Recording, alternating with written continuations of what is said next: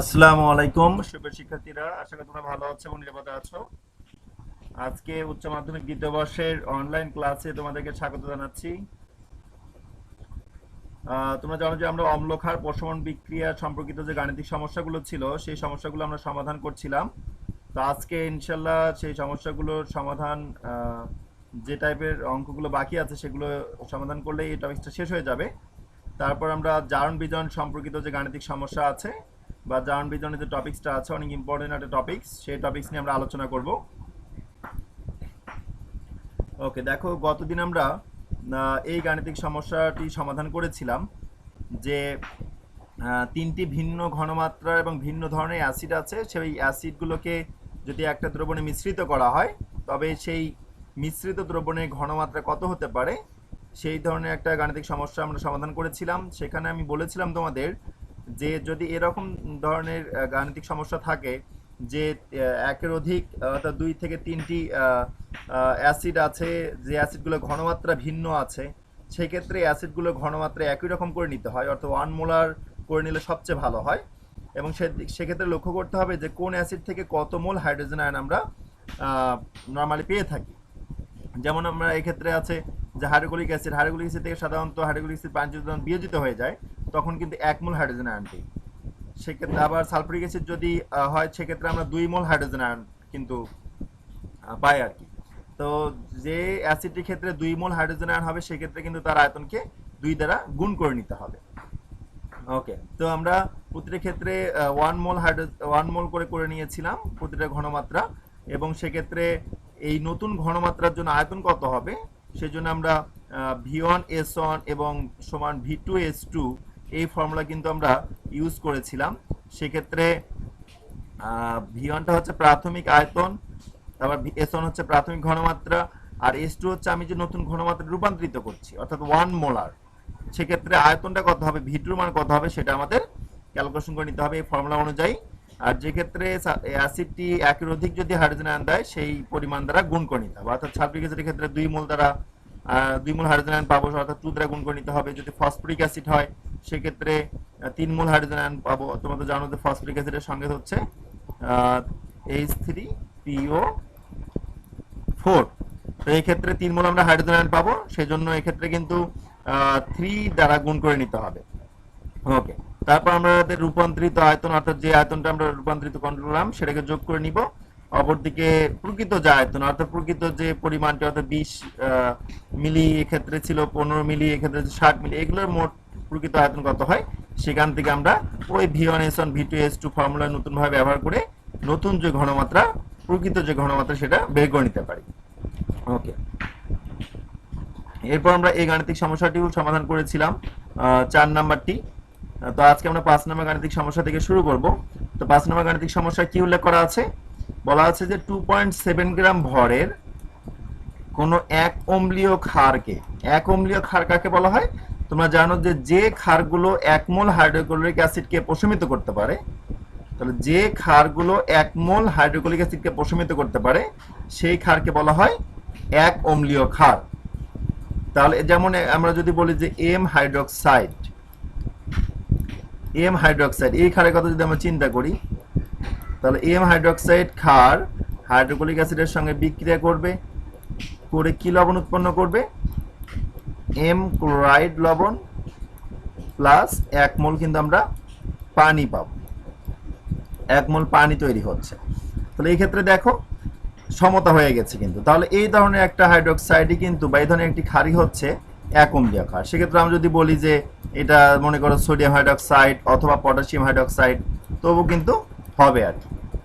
ওকে, তাহলে এরকম একটি ক্ষারের কত গ্রাম নেওয়া হয়েছে, 2.7 গ্রাম ভরে কোনো এক অম্লীয় ক্ষারকে পানিতে দ্রবীভূত করে আমরা দ্রবণ প্রস্তুত করেছি 200 মিলি। ওই দ্রবণকে সম্পূর্ণরূপে প্রশমিত করতে আমাদের হাইড্রোক্লোরিক অ্যাসিডের প্রয়োজন হয়েছে 67.5 মিলিলিটার এবং মোলার অর্থাৎ 1 মোলার হাইড্রোক্লোরিক অ্যাসিড দ্রবণ প্রয়োজন হয়েছে। তো ক্ষারটির আণবিক ভর কত সেটা আমাদের গণনা করতে বলা হয়েছে।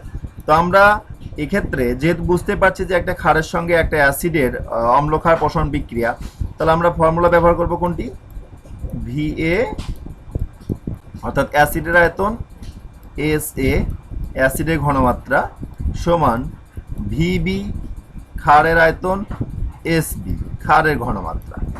তো অ্যাসিডের আয়তন কত দেয়া আছে 67.5, এস এ অ্যাসিডের ঘনমাত্রা কত মোলার আছে অর্থাৎ 1, তারপর ভিবি অর্থাৎ ক্ষারের আয়তনও দেওয়া আছে 200 মিলি।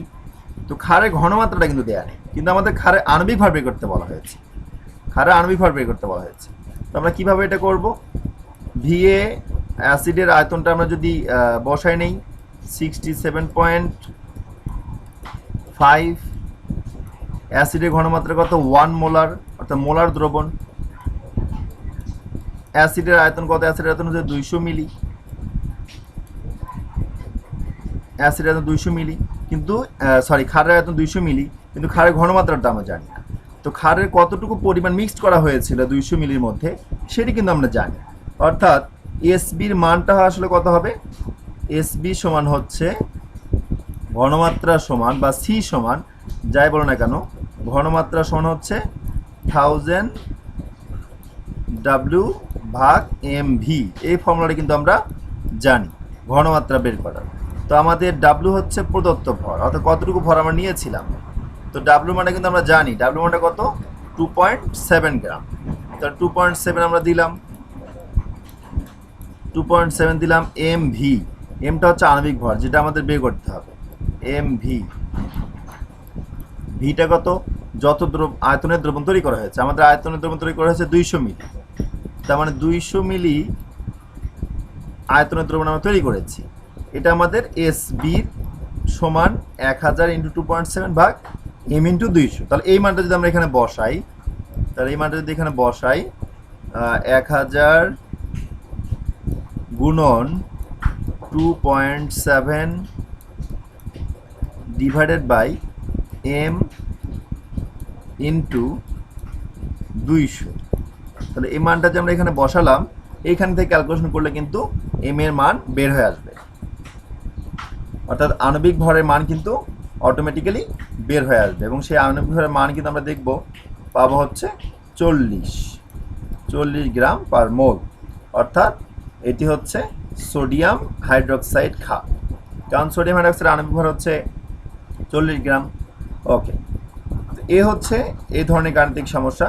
এখানে এক অম্লীয় ক্ষারের পরিবর্তে এক ক্ষারীয় অম্লও থাকতে পারতো বা দ্বিক্ষারীয় অম্লও থাকতে পারতো, সেক্ষেত্রে কিন্তু আমাদের বিক্রিয়াটি লিখে নিতে হবে। বিক্রিয়াটি লিখে নিয়ে সমতাকরণ করতে হবে। দ্বিক্ষারীয় অম্ল যদি হতো বা এখানে যদি দ্বিঅম্লীয় ক্ষার হতো, তাহলে কিন্তু যে এমন ক্ষার যে ক্ষারগুলো 2 মোল হাইড্রোক্লোরিক অ্যাসিড প্রশমিত করতে পারে, তার মানে এখানে 2 হতো, 2 মোল হাইড্রোক্লোরিক অ্যাসিড, তার মানে 2 হতো। সেক্ষেত্রে অ্যাসিড ক্ষারটি হতো ধর ক্যালসিয়াম হাইড্রোক্সাইড বা ম্যাগনেসিয়াম হাইড্রোক্সাইড, তাহলে 2 মোল হতো। কিন্তু সেক্ষেত্রে অ্যাসিডের মোল সংখ্যা যেত ক্ষারের সামনে, অর্থাৎ ভিবিএসবির সামনে 2 হতো আর ভিএস এর সামনে 1 হতো। এখানে কিন্তু এই অম্ল ক্ষার প্রসারণের মূলনীতি যে আছে সেটা কিন্তু আমরা জানি যে অ্যাসিডের মোল সংখ্যা ক্ষারের সামনে বসাতে হয়, ক্ষারের মোল সংখ্যা অ্যাসিডের সামনে বসাতে হয়। ওকে, তো এ হচ্ছে এই ধরনের গাণিতিক সমস্যা সমাধান করার নিয়ম।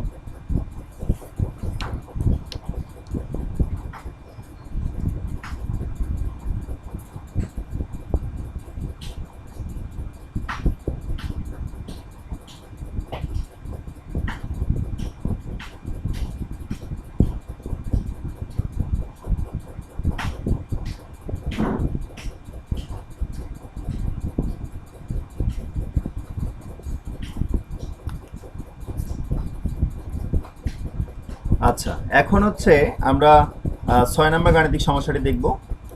কি বলা হয়েছে? ভেজালযুক্ত সোডিয়াম কার্বনেটের 1.881 গ্রাম ভরের একটি নমুনাকে পানিতে দ্রবীভূত করে 250 সেন্টিমিটার কিউব করা হলো, সিএম কিউব করা হলো পার সিএম কিউব। তার মানে আমরা ভেজালযুক্ত একটা সোডিয়াম কার্বনেট নমুনা নিয়েছি। তোমরা ভেজালযুক্ত কথা দ্বারা কিন্তু বুঝতে পারছো যে এই নমুনার মধ্যে অর্থাৎ 1.88 গ্রাম যে সোডিয়াম কার্বনেটের নমুনাটি আমরা নিয়েছি সেটা কিন্তু ভেজালযুক্ত, অর্থাৎ এই 1.881 গ্রামের মধ্যে সোডিয়াম কার্বনেট ছাড়াও আরও কিছু ভেজাল বা অপদ্রব্য যুক্ত আছে। আচ্ছা, তাহলে এই নমুনাকে আমরা পানিতে দ্রবীভূত করে আয়তন করেছি কত? 250 মিলি। আচ্ছা, এ দ্রবণ থেকে অর্থাৎ 250 মিলি থেকে 25 মিলি আমরা নিয়েছি।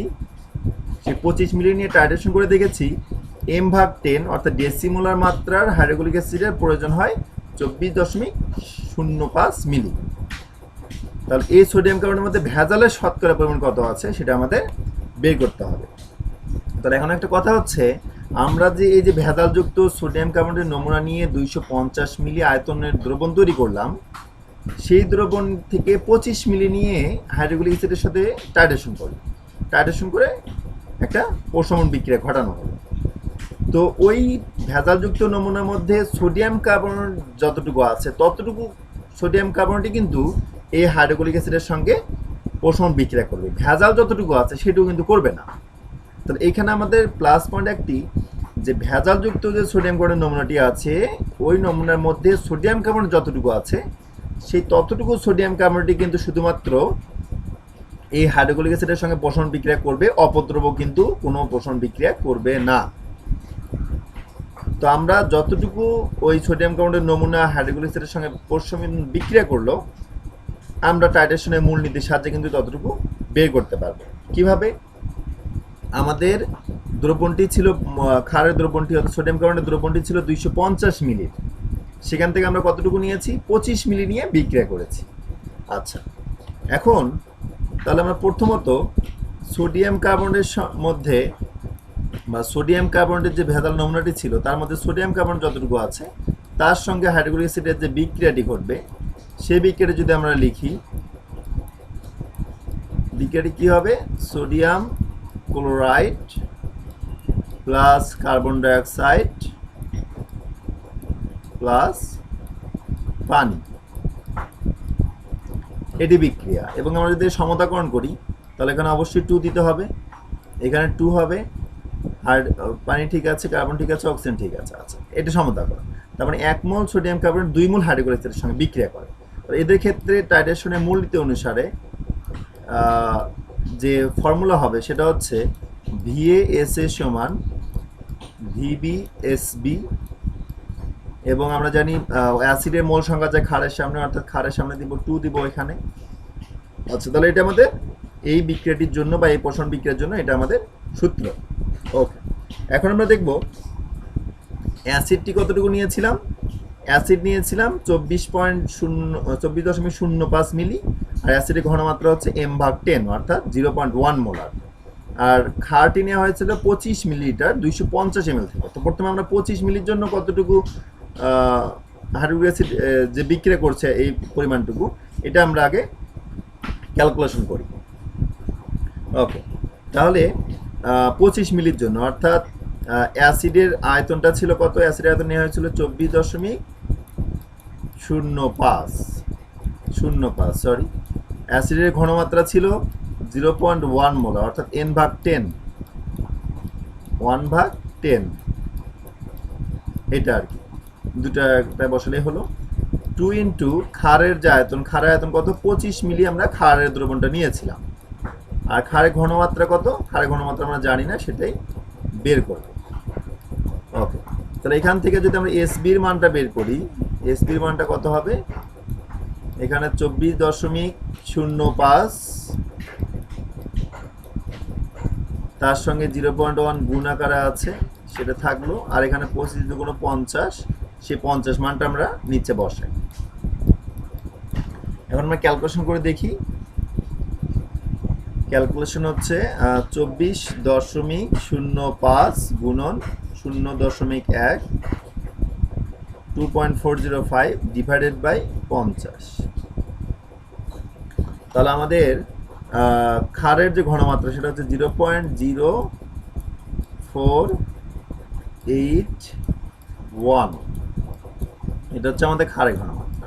এই যে ক্ষারের ঘনমাত্রা যেটা পেলাম এটা কিন্তু 25 মিলিলিটার ক্ষারের দ্রবণের জন্য, 25 মিলিলিটার জন্য। তো আমাদের দ্রবণটি আমরা তৈরি করেছিলাম কতটুকু? দ্রবণটি কিন্তু ছিল 250 মিলি। তো 250 মিলির মধ্যে ভেজাল নমুনা কতটুকু ছিল? 1.81 গ্রাম। তাহলে আমরা 25 মিলির জন্য যে ঘনমাত্রা পেলাম 250 মিলির জন্য কতটুকু হবে সেখান থেকে কিন্তু আমরা সোডিয়াম কার্বনেট প্রকৃত ভর বের করতে পারবো। কিভাবে? এটা হচ্ছে 25 মিলির জন্য, তাহলে এটা আমি একটু পাশে লিখে রাখি 25 মিলির জন্য, কিন্তু এটা কিন্তু আমরা কিন্তু আসলে দ্রবণটা তৈরি করেছি কত? 250 মিলি। তাহলে আমাদের ঘনমাত্রার যে সূত্র আছে এসবি সমান 1000 ডাব্লিউ ভাগ এমভি, এমভি যে ফর্মুলা আছে এখান থেকে কিন্তু ওই যে 250 মিলি আয়তনের মধ্যে কতটুকু পরিমাণ সোডিয়াম কার্বনেট বা ভেজাল নমুনা ছিল বা সোডিয়াম কার্বন কতটুকু ছিল সেটা কিন্তু বের করতে পারবো। কিভাবে? এখানে আমরা তাহলে বের করবো হচ্ছে ডাব্লিউ, ডাব্লিউ সমান তাহলে কি হবে SB, SB M V divided by 1000, 1000। তাহলে এসবির মান কত? ক্ষারের ঘনমাত্রা হচ্ছে 0.0481 ইন্টু সোডিয়াম কার্বন আণবিক হচ্ছে 106 ইন্টু আর আয়তনটা কত ছিল 250 মিলি আয়তনের কিন্তু দ্রবণ ছিল আমাদের ভাগ 1000। তাহলে এখান থেকে যদি আমরা ক্যালকুলেশন করি কত হবে আমাদের এটা হচ্ছে 0.0481 গুণন 100 গুণন 250 ডিভাইডেড বাই 1000। আমাদের মান দাঁড়াচ্ছে 1.2, তাহলে ডাব্লিউ মান আমরা পাচ্ছি 1.2025। তাহলে এটা হচ্ছে আমাদের 250 মিলি যে দ্রবণটি ছিল সোডিয়াম কার্বনেটের, সেই দ্রবণটির মধ্যে আসলে সোডিয়াম কার্বনেট আছে এতটুকু। তাহলে এটা আমরা কীভাবে করলাম? যেহেতু ভেজালযুক্ত নমুনার মধ্যে শুধুমাত্র সোডিয়াম কার্বনেটই হাইড্রোক্লোরিক অ্যাসিডের সঙ্গে পোষণ বিক্রিয়া করবে, তো আমরা ওই প্রশমন বিক্রিয়ার মূলনীতির সাহায্যে আসলে ওই 250 মিলির মধ্যে কতটুকু অ্যাকচুয়ালি সোডিয়াম কার্বনেট আছে সেটা আমরা বের করে ফেললাম। এবং সেক্ষেত্রে আমরা প্রথমে 25 মিলি নিয়ে কাজ করেছি, কারণ আমরা 25 মিলি নিয়ে ডাইরেকশন করেছিলাম। তারপর সেই 25 মিলির সাহায্য নিয়ে 250 মিলি দ্রবণের মোট দ্রবণ যেটি ছিল সেই দ্রবণের আয়তনে কতটুকু সোডিয়াম কার্বনেট দ্রবীভূত আছে সেটা আমাদের বের করে ফেললাম। তাহলে সোডিয়াম কার্বনেট দ্রবীভূত আছে কতটুকু আসলে ওই 250 মিলির মধ্যে 1.202। কিন্তু আমাদের যে মেইন নমুনা সেই নমুনা কিন্তু 1.881, তাহলে তার মধ্যে সোডিয়াম কার্বনেট আছে কতটুকু 1.202। তার মানে নমুনায় ভেজাল আছে, ভেজাল আছে নমুনায় ভেজাল আছে মোট কতটুকু 1.881 গ্রাম, মাইনাস তার মধ্যে সোডিয়াম কার্বনেট আছে কতটুকু 1.2025। তাহলে এটা আমাদের মোট নমুনা, তার মধ্যে সোডিয়াম কার্বনেট আছে এতটুকু। তাহলে বিয়োগ করলে আমরা ভেজালটা পাবো। তাহলে ভেজালের জন্য আমরা বিয়োগ করছি 1.881, মান পাচ্ছি আমরা 0.678। এটা হচ্ছে 0.678 গ্রাম ভেজাল আছে। তাহলে আমরা কিন্তু ভেজাল বের করে ফেললাম। তাহলে ভেজাল বের করে ফেলেছি। এখন আমাদের বের করতে বলেছি কি আসলে সোডিয়াম কার্বনেটে ভেজালের শতকরা পরিমাণ নির্ণয় করো, ভেজালের শতকরা পরিমাণ। 1.881 গ্রামের মধ্যে ভেজাল আছে এতটুকু, 100 মধ্যে কতটুকু আছে? তাহলে ভেজালের শতকরা পরিমাণ, ভেজালের শতকরা পরিমাণ, ভেজালের শতকরা পরিমাণ, ভেজালের শতকরা পরিমাণ কতটুকু আছে? তাহলে 1.881 গ্রামের মধ্যে এতটুকু আছে। 100 গ্রামের মধ্যে কতটুকু আছে? তাহলে এবার বের করবো 0.678 ইন্টু 100 ডিভাইডেড বাই 1.881।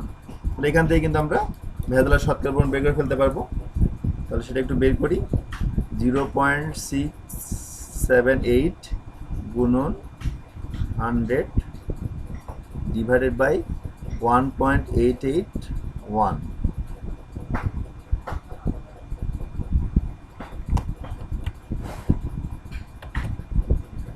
আরেকবার একটু করতে হবে 0.678 গুণন 100 ডিভাইডেড বাই 1.881 গ্রাম। যার উত্তর যেটা পাওয়া যাচ্ছে সেটা হচ্ছে 36.045%। এতটুকু পরিমাণ আসলে ভেজাল আছে। তো 1.881 গ্রামের মধ্যে ভেজাল ছিল 0.678 গ্রাম, এবং 100-র মধ্যে কতটুকু আছে এই ফর্মুলায় আমরা ভেজালের পরিমাণটা বের করে ফেললাম। তাহলে এই ধরনের গাণিতিক সমস্যাগুলো আমরা এইভাবে সলভ করব। অনেক সময়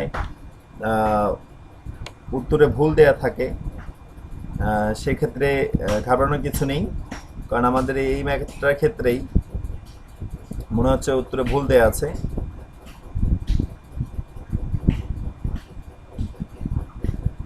আমাদের উত্তরে ভুল দেয়া আছে, কারণ আমরা মোটামুটি অ্যাকুরেটলি করেছি।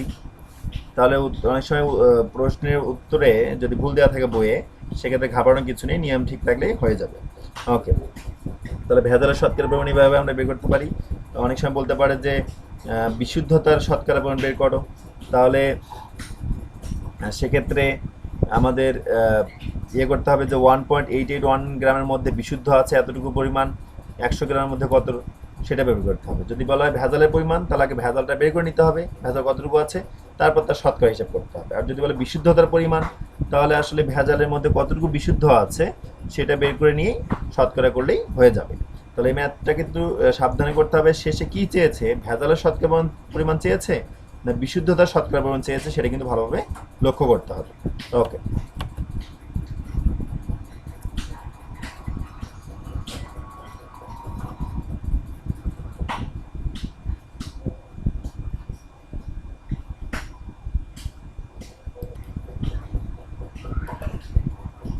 আচ্ছা, তাহলে এরপর আমরা 11 নম্বর ম্যাথ, এই আরও তিনটা কোয়ালিটি ম্যাথ আছে, আমরা একটু দেখি।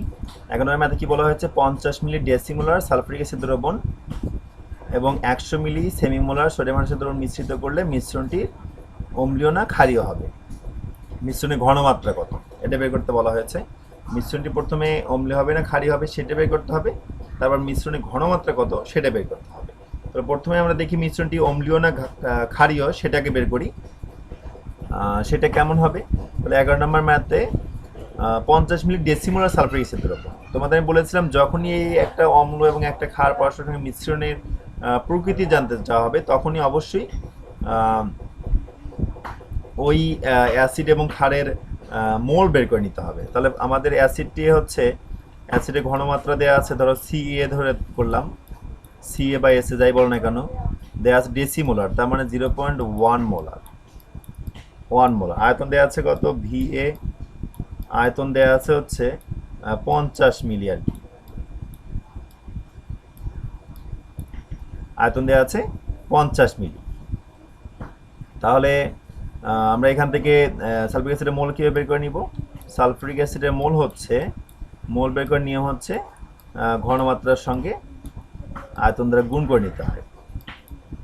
তাহলে ঘনমাত্রার সঙ্গে আয়তন গুণ করবো, তাহলে CA গুণন VA, 0.1 গুণন VAটা হচ্ছে 50 মিলি। তো 50 মিলিকে আমরা লিটার করে নিব।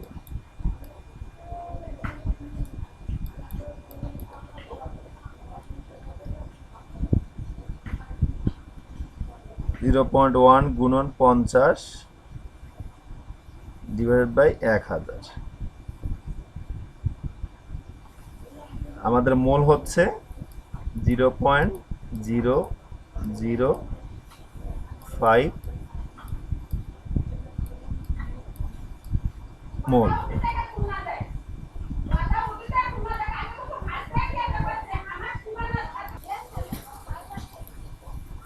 ওকে, আমরা অ্যাসিডের মোল সংখ্যা বের করে নিলাম। এখন ক্ষারের মোল সংখ্যা যদি বের করে নিই, ক্ষারের মোল সংখ্যা হচ্ছে, ক্ষার হচ্ছে এখানে সোডিয়াম হাইড্রোক্সাইড, ক্ষারের মোল সংখ্যা, ক্ষার হচ্ছে আমাদের 100 মিলি আয়তনের, আমাদের মিলিলিটারকে লিটার করে নিতে হবে, অর্থাৎ 11 দ্বারা ভাগ করে নিব, গুণন আমাদের ইয়ে হচ্ছে সেমিমোলার। সেমিমোলার মানে হচ্ছে হাফ, অর্থাৎ 0.5। তাহলে যদি এটা যদি আমরা ক্যালকুলেশন করি তাহলে মোল কত দাঁড়াবে?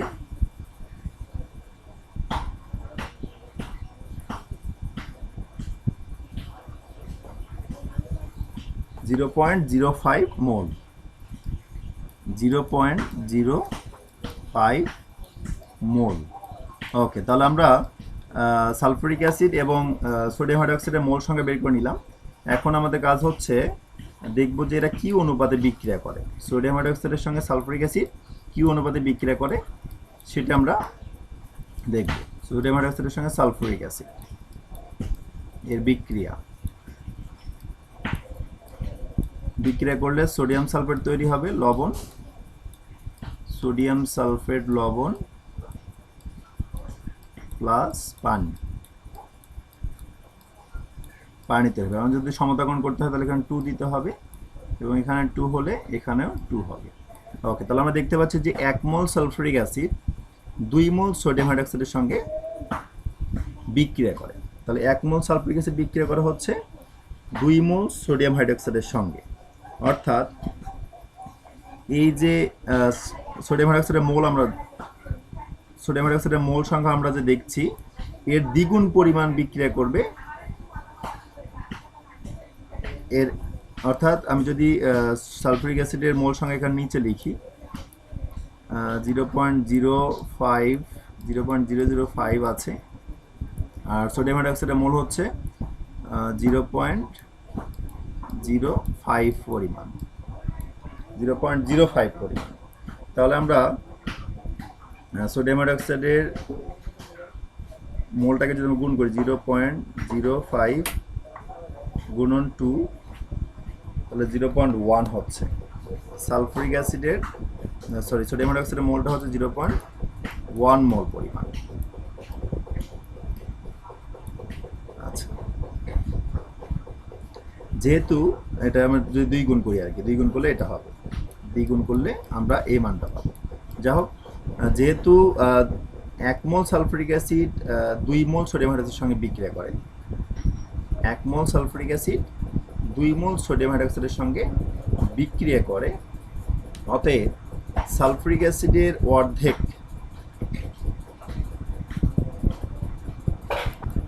আচ্ছা এখানে যদি আমরা গাণিতিক সমস্যাটা একটু এইভাবে সমাধান করি,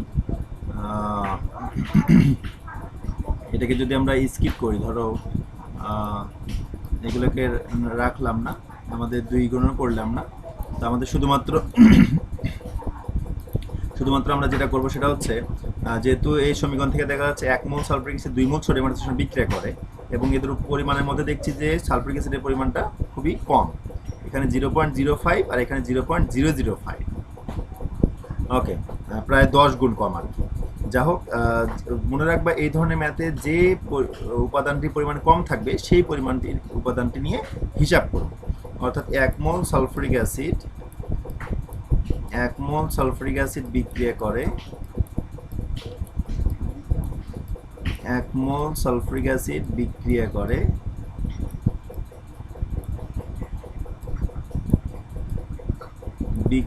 করে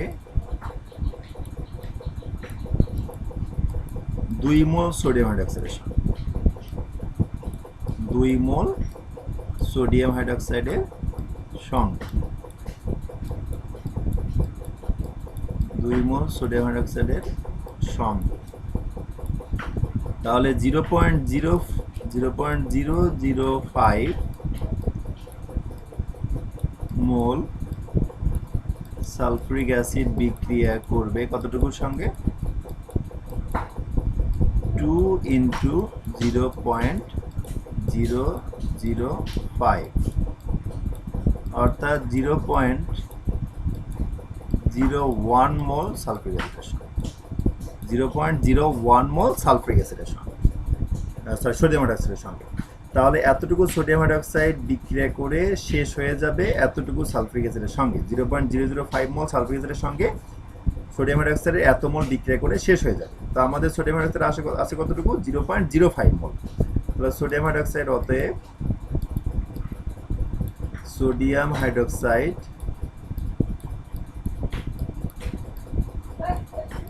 অবশিষ্ট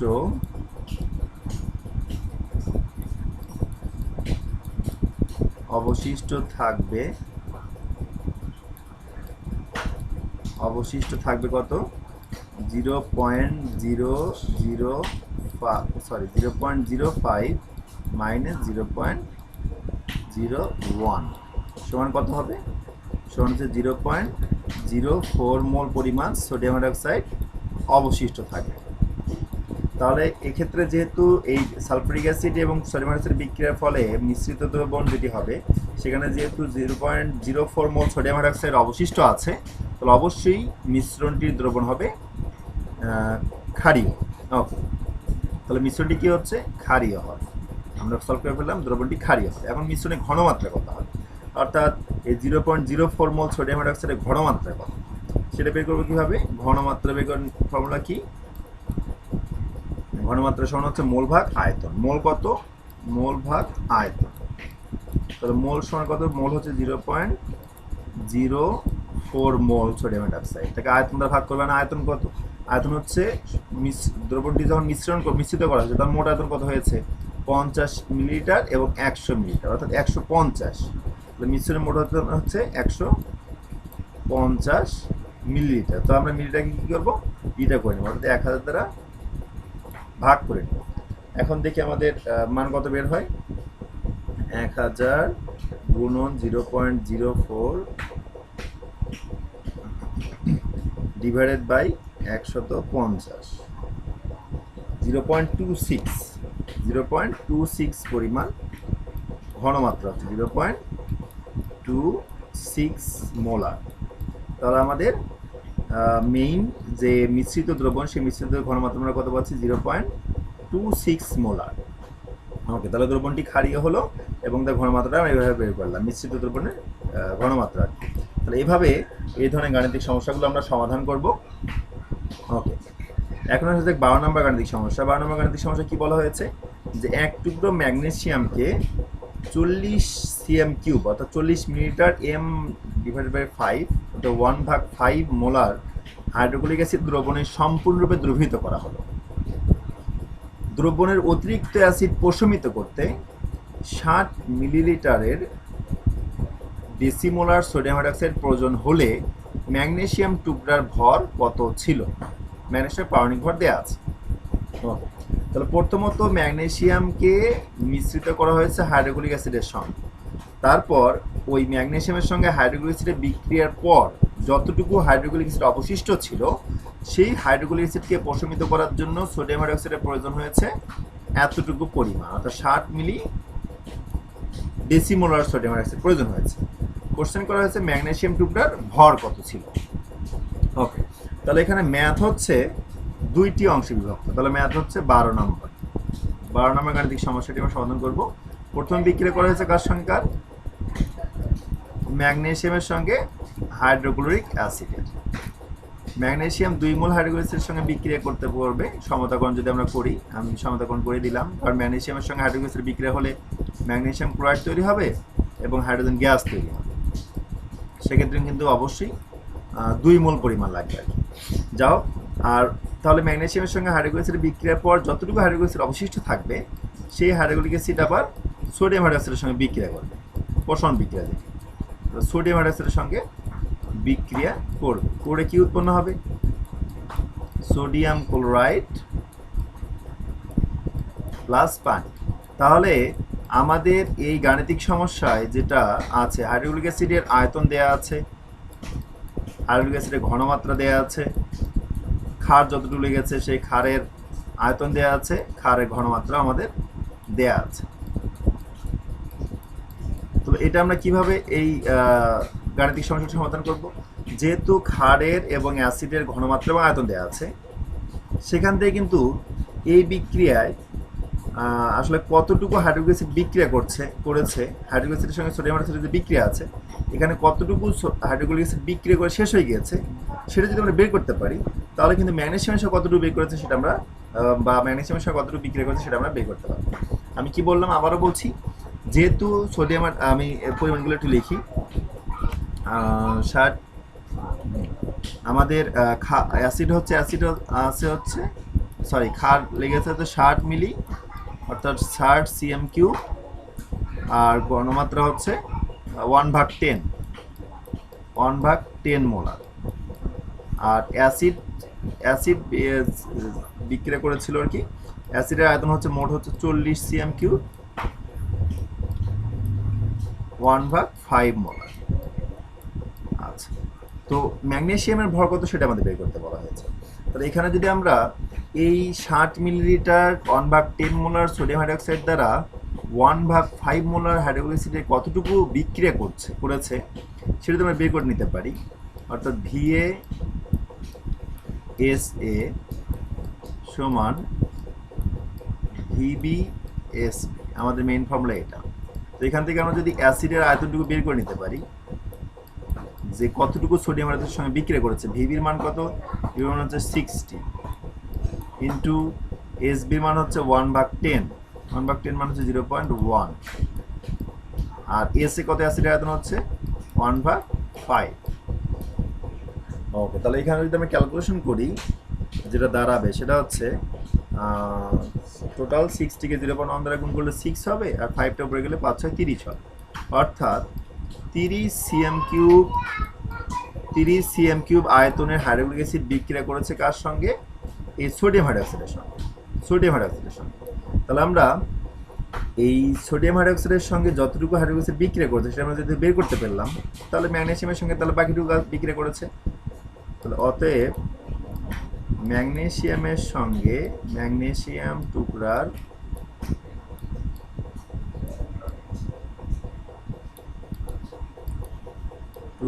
সঙ্গে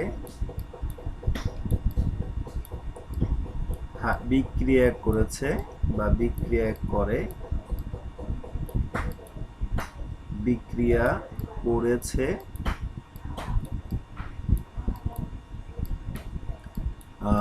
মোট হচ্ছে ম্যাগনেসিয়াম ছিল 40 মিলিলিটার, সেখান থেকে 30 মিলিলিটার বিক্রিয়া করেছে সোডিয়াম হাইড্রোক্সাইডের সঙ্গে।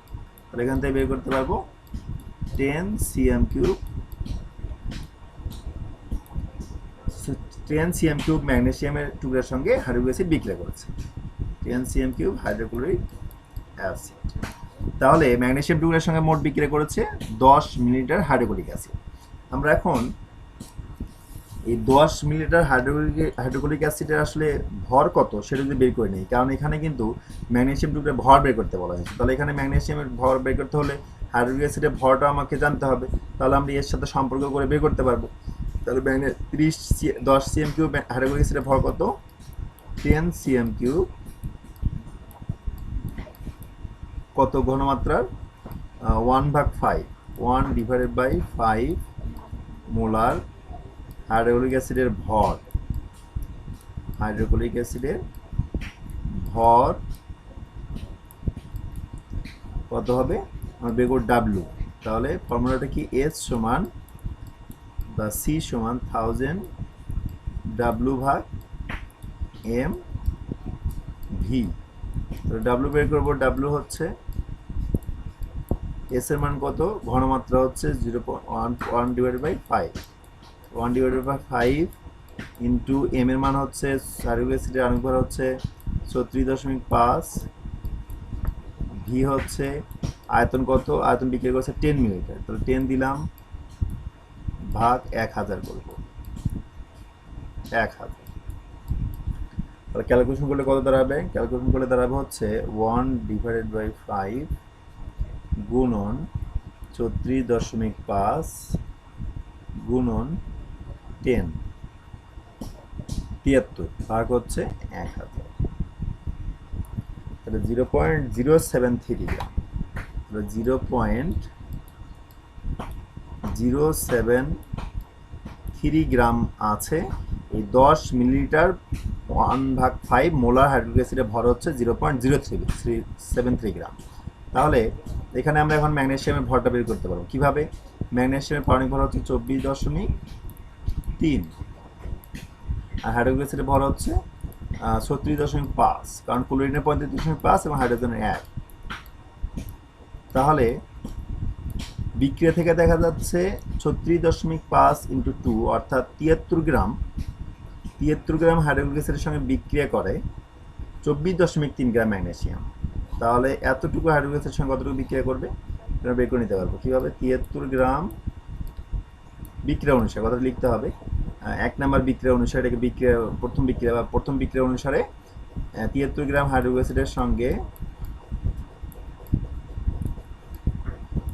অ্যাসিডের সঙ্গে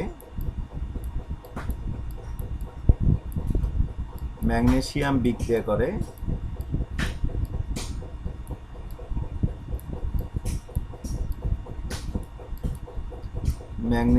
বিক্রিয়া করে কতটুকু 24.3 গ্রাম আর কত সঙ্গে 0.073 গ্রামের সঙ্গে 0.073 গ্রামের সঙ্গে বিক্রি করবো কতটুকু 24.3 ইন্টু 0.073 গ্রাম ডিভাইডেড বাই 73 তাহলে দর্শন যদি আমরা করি কতটুকু হবে গুণন 24.3 ডিভাইডেড বাই 73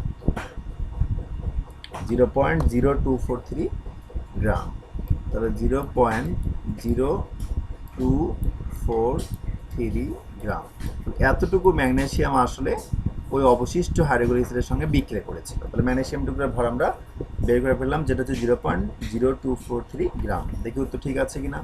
হ্যাঁ উত্তর ঠিক আছে 0.0243 গ্রাম ম্যাগনেসিয়ামের টুকরার ভর ছিল। ওকে এখন 13 নম্বর ম্যাথটাতে আমি একটু হিন্ট দিয়ে দিই তোমরা একটু নিজেরা করবে। এখানে কি বলা হয়েছে যে 60 millilitre 0.5 molar hydrochloric acid 40 millilitre 2 molar hydrochloric acid 20 millilitre 1 molar hydrochloric acid দ্রবণ মিশ্রিত করে একটি মাপন ফ্লাস্কে পানি যোগে 250 মিলি করা হলো। পানি যোগ করে 250 মিলি করা হয়েছে। আচ্ছা মিশ্র দ্রবণের ঘনমাত্রা কত? তাহলে তোমাদের যেটা বলেছিলাম যদি একাধিক অ্যাসিড থাকে সবগুলো অ্যাসিড একই ঘনমাত্রায় করব অর্থাৎ এই 3টি হাইড্রোক্লোরিক অ্যাসিডকে আমরা করব 1 মোলার ঘনমাত্রায়। এটি 1 মোলার ঘনমাত্রায় আছেই এটাকে আর 1 মোলার ঘনমাত্রায় কনভার্ট করতে হবে না। তাহলে এই দুটিকে 1 মোলার ঘনমাত্রায় কনভার্ট করব করে তাদের সবার ঘনমাত্রা তো 1 মোলার হলো কিন্তু তাদের আয়তনগুলো ভিন্ন হবে সবগুলো আয়তন আমরা যোগ করব। তো সেটা হচ্ছে রূপান্তরিত আয়তন আর 1 মোলার ঘনমাত্রাটা হচ্ছে রূপান্তরিত ঘনমাত্রা। আর প্রকৃত ঘনমাত্রা কত? প্রকৃত আসলে করা হয়েছিল 250 মিলিলিটার। তাহলে প্রকৃত ঘনমাত্রার আয়তনটা আমরা জানি রূপান্তরিত আয়তনটা জানি ঘনমাত্রাটা জানি তাহলে প্রকৃত মিশ্রণের প্রকৃত ঘনমাত্রাটা বের করতে পারবো। তাহলে এর আগে যে প্রথম যে গাণিতিক সমস্যাটি দেখা দিয়েছিলাম সেটা অনুসারে এই ম্যাথটি তোমরা করবা। তো আজকে পর্যন্তই। আগামী দিন ইনশাআল্লাহ আমরা জার্ন বিজন টপিকস নিয়ে আলোচনা শুরু করব। সে পর্যন্ত সুস্থ থেকো নিরাপদ থেকো। ধন্যবাদ সবাইকে।